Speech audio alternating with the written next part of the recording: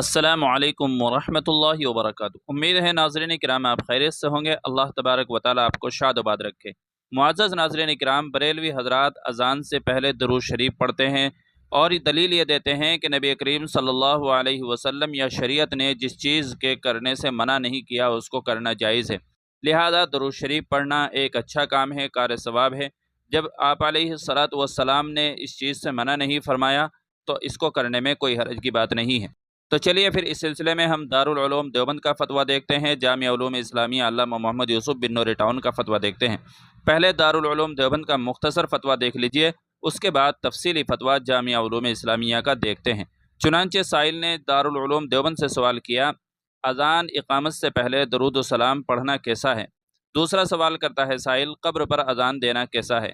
تو دارالعلوم دیوبند کی طرف سے جواب دیا جاتا ہے، بسم اللہ الرحمن الرحیم، اذان یا اقامت سے پہلے درود و سلام پڑھنا ثابت نہیں ہے۔ نمبر 2، بے اصل اور بدعت ہے۔ واللہ تعالی علم۔ دارالفتاء دارالعلوم دیوبند۔ اب چلیے جامعہ علوم اسلامیہ علامہ محمد یوسف بن نوری ٹاؤن کا تفصیلی فتویٰ دیکھتے ہیں۔ چنانچہ کسی نے جامعہ سے سوال پوچھا، کچھ لوگ دین میں ایسا عمل کرتے ہیں جس کی قرآن و سنت میں کبھی کوئی مثال نہیں ملتی، مگر ہوتا وہ نیک کام ہے، مثلا اذان سے پہلے درود شریف پڑھنا۔ اعتراض کی صورت میں دلیل یہ دیتے ہیں کہ ایسا نیک کام جو شریعت میں منع نہیں، اس کا کرنا جائز ہے۔ تو چلیے دیکھ لیتے ہیں جامعہ کی طرف سے اس کا جواب کیا دیا جاتا ہے۔ جواب سے پہلے آپ سے چھوٹی سی گزارش ہے کہ ویڈیو کو ضرور شیئر کیجیے گا اور چینل پر پہلی بار آئے ہوں تو سبسکرائب بھی کر لیجیے گا۔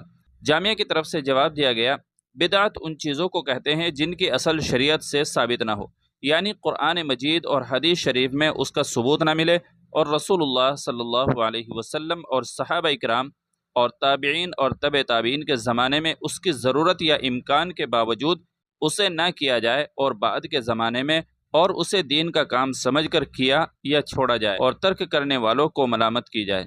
بدعت بہت بری چیز ہے۔ حضور رسول مقبول صلی اللہ علیہ وسلم نے بدعت کو مردود فرمایا، اور جو شخص بدعت نکالے اس کو دین کا ڈھانے والا بتایا ہے، اور فرمایا کہ ہر بدعت گمراہی ہے اور ہر گمراہی دوزخ میں لے جانے والی ہے۔ درود شریف پڑھنا ایک مستقل عبادت ہے، اس کے بہت سے فضائل قرآن و حدیث میں وارد ہیں، اس کی کثرت برکت، رحمت اور خیر کثیر کا ذریعہ اور سبب ہے۔ لیکن دوسری طرف اذان ایک مستقل عبادت ہے جو نماز کی خبر دینے کے لیے مشروع کی گئی ہے، اور اس کے الفاظ حدیث مبارک سے ثابت اور منقول ہیں، اس میں کسی قسم کا اضافہ یا کمی کرنا جائز نہیں ہے، لہذا اذان سے پہلے اور بعد میں بآواز بلند درود سلام اور اذان کے بعد کی دعا پڑھنا شریعت میں ثابت نہیں ہے، یہ گویا اذان میں اضافہ ہے۔ رسول اللہ صلی اللہ علیہ وسلم نے درود شریف کے جتنے فضائل بیان کیے ہیں وہ صحابہ کرام رضوان اللہ علیہم اجمعین، تابعین اکرام اور تبع تابعین کرام رحمہم اللہ کے سامنے تھے، لیکن کسی نے اذان سے پہلے یا بعد میں بلند آواز میں درود شریف پڑھنے کا معمول نہیں بنایا، اس لیے اذان سے پہلے یا بعد میں درود شریف یا اذان کے بعد بلند آواز سے دعا پڑھنا بدعت ہے اور اس کا ترک کرنا لازم ہے۔